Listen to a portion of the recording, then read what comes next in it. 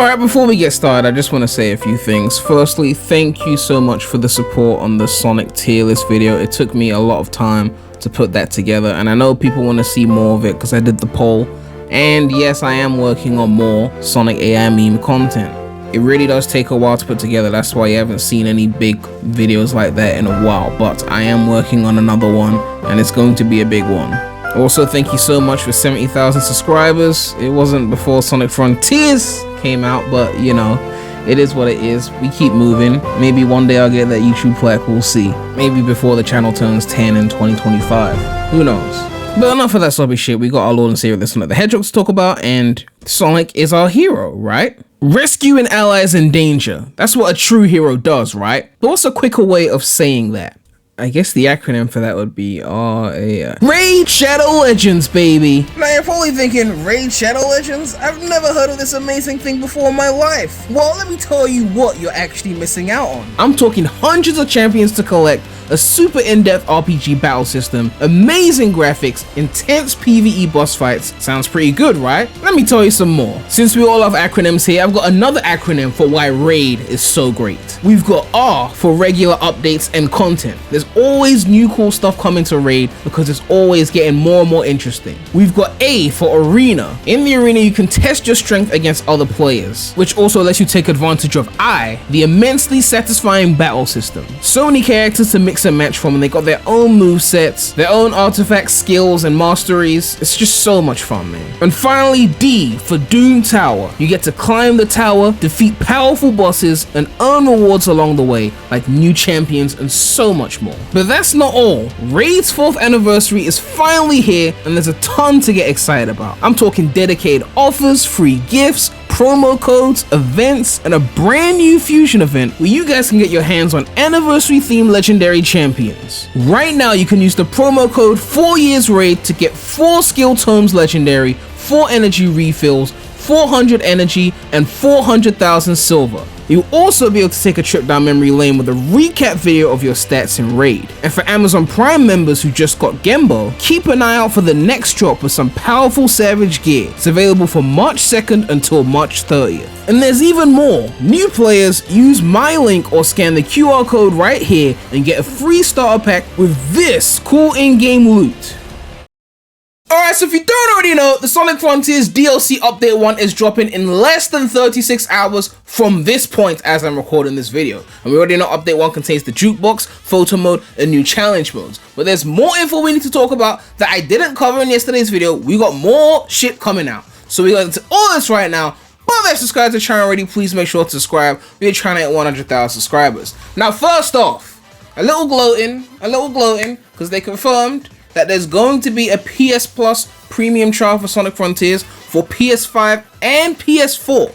And on this article, it says they don't know how long the demo is going to be, but apparently it's going to be an hour long, which is unfortunate because in the video I made 10 months ago, I remember people said I was clickbaiting when I made this video, even though I had all my receipts. I said that Frontiers would have a 2-hour-long demo thanks to Sony because there was a leak that suggested from a developer or a PlayStation game developer that they were requiring demos of around 2 hours to be listed if your game costs, I think, was more than $33, something like that. So you could be on like PS Plus Premium and all those things like that. If you wanted to be on the PlayStation Store, you essentially had to do this if you were making a game of a certain price. That's why Cyberpunk had a free trial.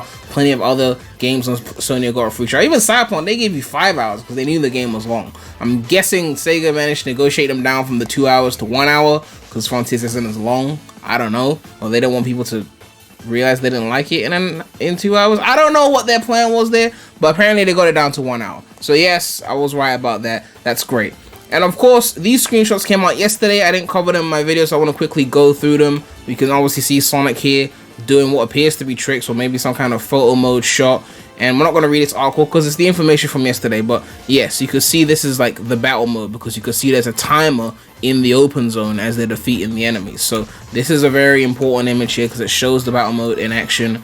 And then we've also got this image, which is again like the battle rush mode where he's defeating Giganto here, and you can see the timer there just like it was in SA1 when you go through the boss rush. So that's also another important image. But we're here for the big boy, okay? The big boy, Famitsu. Now, if you don't know who Famitsu are, they're a Japanese outlet. And they fucks with Sonic. They fucks with Sonic. I know they say Japan doesn't fuck with Sonic, but Famitsu, they fucks with Sonic. Okay, when 06 came out, they gave that bitch 30 out of 40. That's a 7.5 out of 10. And no, that wasn't the highest review 06 ever got. Shout out Play Magazine from the UK, who gave it 85 out of 100. But it was one of the highest. So when I say Famitsu fucks with Sonic, they fucks with Sonic. Okay, look. They had a Game Awards. Famitsu had their own little Game Awards. And Frontiers won best game over God of War Ragnarok and Horizon Forbidden West. So they fucks with Sonic. They're in. So what they say, that shit is like law. It's like when Tupac speaks. Okay. Anyway, it says in this article, Sonic Frontier, translated from Japanese to English, by the way, from Google. Sonic Frontier, the first free large-scale update will be delivered on March 23rd. Photo mode and battle rush that challenges continuous battles will be added. Sonic Frontier, the first large-scale update, Spring Departure, obviously translation, has been decided to be delivered on Thursday, March 23rd, 2023. Time zones, of course, in Japan, it would be Thursday. In the US, it would be Wednesday.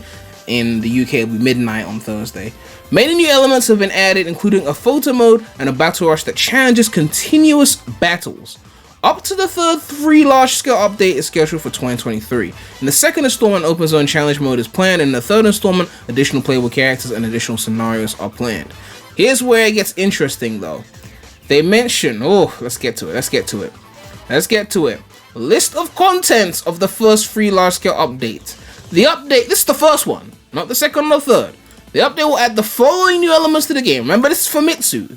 They know what they're talking about. This isn't some random 4chan bullshit. Details of each element will be announced again on Thursday, so please look forward. So they're probably gonna have a trailer on Thursday where they specify. But we already know about the jukebox. We know about the photo mode. We know about the cyberspace challenge. We know about the battle rush. What the Difficulty extreme. We're getting an extreme difficulty mode? Cyberspace power boost? So we're gonna get the power boost from what, like the open zone inside cyberspace? They're gonna have to update the times. If they don't update the times, they're gonna break the S rank difficulty. I mean, they weren't really that hard to get aside from like 1-2, but they're still gonna break it even more if they allow power boost in cyberspace without increasing the time requirements. And then it says extra content, etc. So literally, and they mentioned the PS Plus Premium, and they said it's gonna be 1 hour long.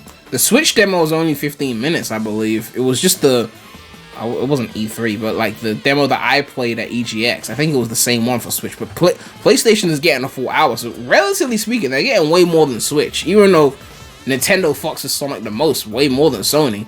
So for Sony to get a whole hour, I mean, obviously their rules say you need to give them like a couple hours, but they haggled it down. But it's amazing that they would only give Switch 15 minutes. I guess they just thought, was Switch, Sonic fans will buy, let's not do too much. And they got a Sega Spring Sale, so they got the 30% discount that we talked about before. Colors Ultimate on Steam is also 30% off right now. I know they said that the deal ended, and I think it did, but they've got another 30% off deal because they really want people to buy Colors Ultimate.